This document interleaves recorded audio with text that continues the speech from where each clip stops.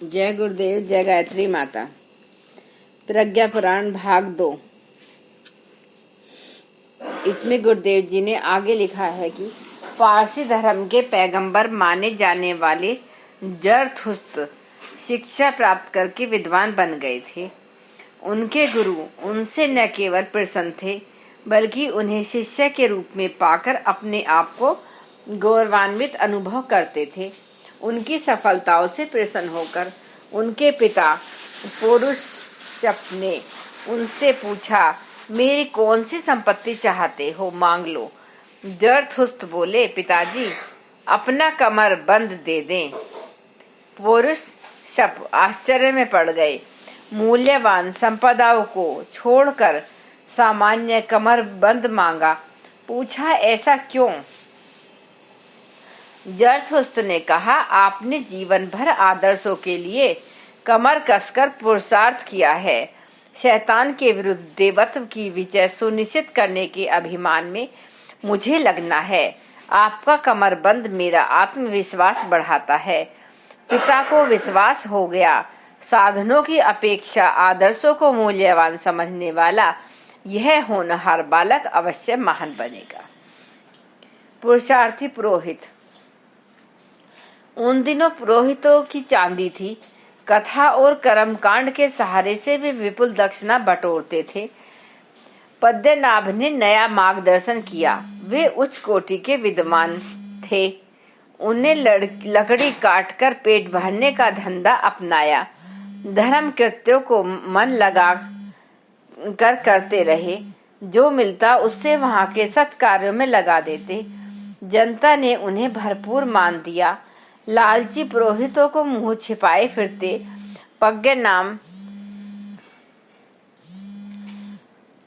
पर अनर्गल आक्षेप लगाते देखा गया, तो भी वे अपने समय के लोकप्रिय पुरोहित रहे और भरपूर मान मिला। उन्होंने यह तथ्य अपने जीवन से प्रतिपादित किया कि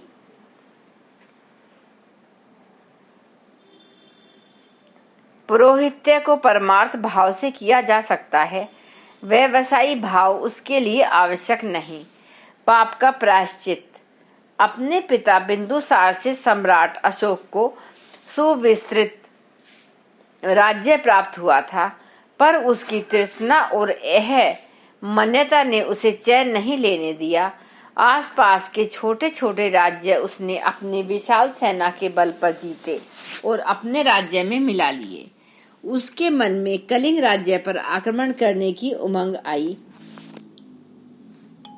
कलिंग धर्मात्मा भी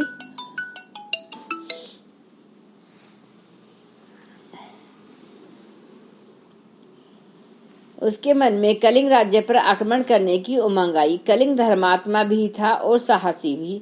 उसकी सेना तथा प्रजा ने अशोक के आक्रमण का पूरा मुकाबला किया। उसकी प्राय सारी आबादी मृत्यु के मुंह में चली गई या घायल हो गई। अब उस देश की महिलाओं ने तलवार उठाई। अशोक इस सेना को देखकर चकित रह गया।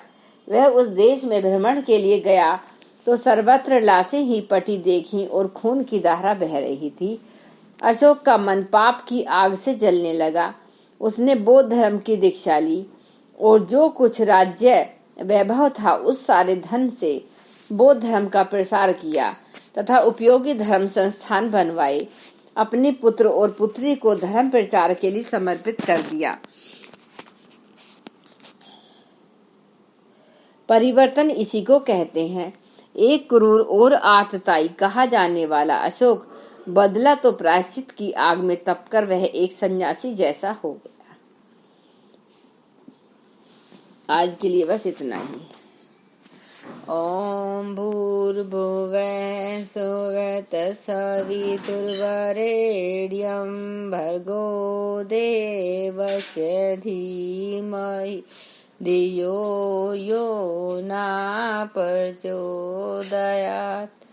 जय गुरुदेव, जय गायत्री।